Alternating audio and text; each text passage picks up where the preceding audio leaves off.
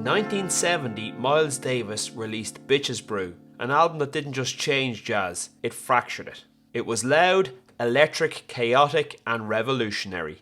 And from that single album, a whole new universe of music was born called jazz fusion. But to understand how Miles Davis invented jazz fusion, we have to look at who he brought into his orbit. A generation of fearless young musicians who would go on to define the sound of the 1970s. By the late 1960s, Miles was restless. He'd already reinvented jazz numerous times, with albums like Kind of Blue and In a Silent Way. But rock music was changing everything. Miles was listening to Jimi Hendrix, Sly and the Family Stone and James Brown, and he wanted jazz music that could move with the same electricity. The result was Bitches Brew, recorded in just 3 days in 1969. It wasn't planned note for note. It was built on grooves, textures and experimentation. The band on Bitches Brew was a who's who of future jazz legends. On keyboards, Chick Corea and Joe Zawinul, both pushing electric pianos and synthesizers into new worlds. Korea would soon form Return to Forever, blending Latin rhythms, rock and avant-garde energy with drummer Lenny White, another Bitches Brew alum.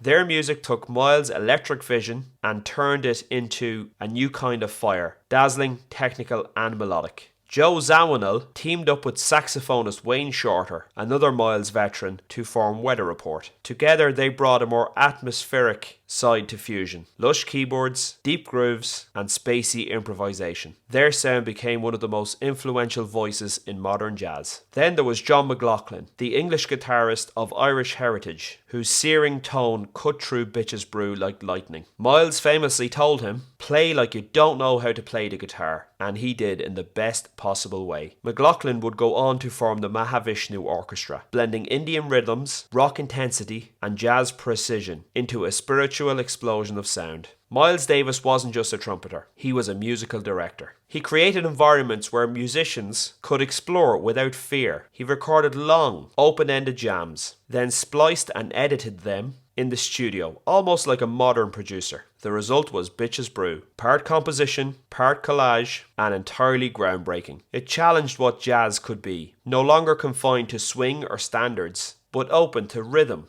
electricity, and the energy of the modern world. The ripple effects were enormous. From Bitches Brew came a new generation of fusion giants. Return to Forever with Chick Corea and Lenny White. This band also included Al Di Meola on guitar and Stanley Clarke on bass. Another jazz fusion joint was Weather Report with Joe Zawinul and Wayne Shorter. John McLaughlin formed the Mahavishnu Orchestra with fantastic musicians such as Rick Laird, Jean-Luc Ponty, Billy Cobham and Naranda Michael Walden. Another group inspired by this album was Herbie Hancock's Headhunters, fusing jazz with funk and electronics. Each one carried a spark from Miles' electric revolution, transforming it into their own musical identity. Miles Davis didn't just adapt to his time, he defined it. With Bitches Brew, he created a space where jazz, rock and funk could coexist. Raw, spontaneous and deeply human. He didn't just play jazz fusion, he invented it.